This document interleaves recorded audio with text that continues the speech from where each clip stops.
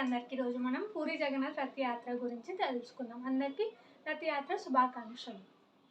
ఈ పూరి జగన్నాథ్ రథయాత్ర అనేది పూరి ఆలయంలో జరుగుతుంది. అదనేది ఒడిస్సాలో ఉంది. ఈ పూరి జగన్నాథ్ రథయాత్ర ప్రతి సంవత్సరం ఒక్కొక్కసారి జరుగుతుంది. ఈ రథయాత్ర కేవలం ఒక్కరోజు మాత్రమే కాదు, ఇది 21 రోజుల పండుగ. అంటే ఒక నెల మొత్తం ఉంటుంది పండుగ. చెప్పాలంటే సంబరంలా చేసుకుంటారు ఒడిస్సాలో. ఇది ఎందుకనేది చెప్తా. అంటే 21 రోజులు ఏం చేసుకుంటారు అనేది తెలుసుకుందాం ఈ వీడియోలో. అంటే మొదటిగా దేవునికి స్నానం చేయించడం అని చెప్పి స్నానయాత్ర, ఇంకా రథయాత్ర కదా, రథాన్ని సిద్ధం చేస్తారు. ప్రతి సంవత్సరం కొత్త రథాన్ని చేస్తారంట. అలా రథంని కూడా ప్రతి సంవత్సరం చేస్తారు. ముందు నుంచి స్టార్ట్ చేస్తారు. 21 రోజుల నుంచి ఆ రథంని చేయడం, భగవంతునికి స్నానం చేయడం, స్నానయాత్ర చేయడం, అలా అన్నీ చేస్తూ వస్తారనమాట. అలా సంబరాల్లో చేసుకుంటారు ఈ నెల మొత్తం. ఈ రథయాత్రని గుండిచ యాత్ర అని కూడా అంటారు. ఎందుకంటే ఈ రథయాత్ర అనేది పూరి జగన్నాథ్ ఆలయం నుంచి గుండిచ ఆలయం వరకు ఉంటుంది. ఈ రెండింటి మధ్య డిస్టెన్స్ 3 కిలోమీటర్లు ఉంటుంది. ఈ 3 కిలోమీటర్లు రథంలో జగన్నాథుని, బలరాముని, వాళ్ళ చెల్లి సుభద్రాదేవిని తీసుకెళ్తారు రథంలో. ఈ 3 రథాలని జనాలు లాక్కుంటూ ప్రేమతో తీసుకెళ్తారనమాట గుండిచ ఆలయంకి. మామూలుగా పూరి ఆలయంలో అందరికీ అలో ఉండదు. కేవలం హిందువులకు, భారతీయులకు మాత్రమే అలో చేస్తారనమాట లోపలికి. ఫారినర్స్ని, హిందువులు కానీ వాళ్ళని అలో చేయరు. అది ఎప్పటి నుంచో ఉన్న రూల్. ఎందుకు అనేది మనకి తెలియదు ఆ రూల్ ఎందుకు అని చెప్పి. అంటే ఒక ఎగ్జాక్ట్ రీజన్ అయితే లేదు దానికి. అందుకు ఆ జగన్నాథుడే బయటికి వచ్చి అందరికీ దర్శనం ఇస్తాడు అని చెప్పి కూడా అంటారు. అంటే ఎవరికైతే నన్ను చూడలేదో వాళ్ళ కోసం నేనే బయటకు వచ్చి వాళ్ళకి దర్శనం ఇస్తాను అని చెప్పి చెప్తాడనమాట జగన్నాథుడు. అలా జగన్నాథుడు ఆ రథయాత్రలో అందరికీ దర్శనం ఇస్తాడు. ఈ 3 కిలోమీటర్లు జనాలు తీసుకెళ్తూ ఉంటారు కదా, ఆ రథంని, ఒక్కొక్క రథంని ఒక్కొక్కరు తీసుకెళ్తూ ఉంటారు. అంటే జగన్నాథుడికి ఒక రథము, బలరాముడికి ఒక రథము, ఇంకా సుభద్రాదేవికి కూడా ఒక రథం అనమాట. ఈ రథాలకు కూడా కొన్ని పేర్లు ఉన్నాయి. అంటే వాటిని ఎలా తయారు చేస్తారు, ఏ రంగులో తయారు చేస్తారు, ఎన్ని చక్రాలు ఉంటాయి, అవన్నీ కూడా ప్రతి సంవత్సరం అలానే చేస్తారు. అంటే జగన్నాథుని రథం ఇలానే ఉన్నాయి, ప్రతి సంవత్సరం అలానే ఉంటుంది జగన్నాథుని రథం. అలా చేస్తారనమాట. అంటే ఇలా గుండిచ ఆలయంకి వెళ్ళాక అక్కడ ఒక వారం రోజులు, అంటే 8 రోజులు అలా ఆ గుండిచ ఆలయంలో జగన్నాథుడు ఉంటాడనమాట.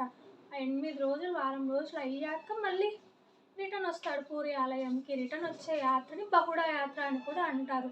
అది దశమి రోజున తిరిగి వస్తాడనమాట. జగన్నాథుడు, బలరాముడు మరియు సుభద్రాదేవి దశమి రోజున పూరి జగన్నాథ్ ఆలయంకి తిరిగి వస్తారు బహుళ యాత్రలు. ఈ 8 రోజులు అక్కడ ఉన్నప్పుడు పంచమి రోజున లక్ష్మీదేవి జగన్నాథుని దర్శనం కోసం గుండిచ ఆలయంకి వెళ్తుందంట. అంటే ప్రతి సంవత్సరం పంచమి రోజున వెళ్తుంది. దాన్ని హరే పంచమి అని కూడా అంటారంట. ఇంకా అలాగే దశమి రోజున తిరిగి పూరి జగన్నాథ్ ఆలయంకి వస్తాడు కదా, మరుసటి రోజుననే దేవశయని ఏకాదశి అంట. అంటే అప్పుడు జగన్నాథుడు నిద్రించే సమయం. అలా నిద్రించి 4 మాసాలు, అంటే చతుర్మాసం 4 నెలలు అయ్యాక మళ్ళీ ఏకాదశి తర్వాత జగన్నాథుడు మేలుకుంటాడు అని చెప్పి చెప్తారు. ఈ 4 మాసాలు మరి మనల్ని ఎవరు చూసుకుంటారని చెప్పి ప్రశ్నలు ఉండొచ్చు. అది ఆ ఏకాదశి రోజున మళ్ళీ తెలుసుకుందాం. అందుకొరకు ఛానల్ కోసం స్టే ట్యూన్, సబ్స్క్రైబ్ చేసుకోండి. ఇంకా దశమి రోజున తిరిగి వచ్చాక ఏకాదశి రోజున నిద్రిస్తారు కదా, దశమి రోజున తిరిగి వచ్చాక మహాఆరతి మరియు మహాప్రసాదం ఉంటుందన్నమాట. ఇది కేవలం పూరిలో మాత్రమే కదా. అంటే ఇంత తెలిసాక మనకి పూరికి వెళ్ళాలి అనిపిస్తుంది కదా.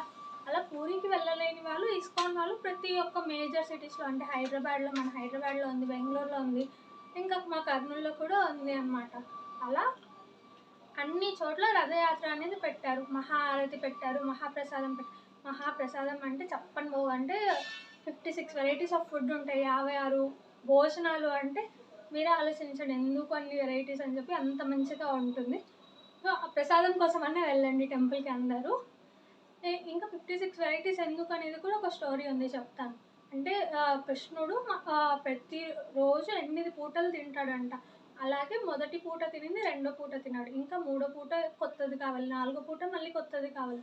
అలా ఒక్కొక్క పూట ఒక్కొక్క కొత్త ఐటెం కావాలి అని చెప్పి రోజుకి 8 పూటలు తింటాడు.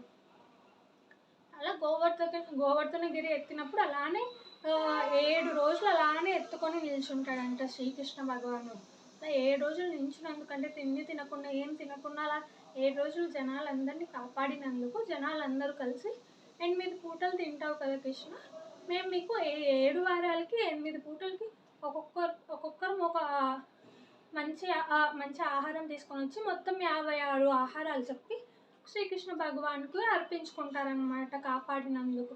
అందుకు 56 ఆహారాలు శ్రీకృష్ణుడికి చెప్పని భోగ్గా ప్రతి ఒక్క ఆలయంలో పెడుతూ వస్తారనమాట. సో ఇదే కదా పూరి జగన్నాథ్ స్టోరీ, ఇంకా చెప్పని భోగ్ స్టోరీ, మహాప్రసాదం స్టోరీ. అందరికీ అర్థమైంది అనుకుంటున్నాను. Stay tune. Bye. Krishna Krishna. And ఇంకా వీడియోస్లో కూడా లాస్ట్లో ఇంతకుముందు హరే కృష్ణ అనేదాన్ని, ఇప్పుడు కృష్ణ కృష్ణ అని ఎందుకు అన్నానంటే ఈ నెల అంతా కృష్ణుని మంత్, అంటే కృష్ణుడి సంబరాలు జరుగుతాయని చెప్పి కృష్ణ కృష్ణ అనుకుంటూ వచ్చాను అనమాట. మళ్ళీ మారుస్తా, ఈ కృష్ణుడి కొరకు కాబట్టి కృష్ణ కృష్ణ.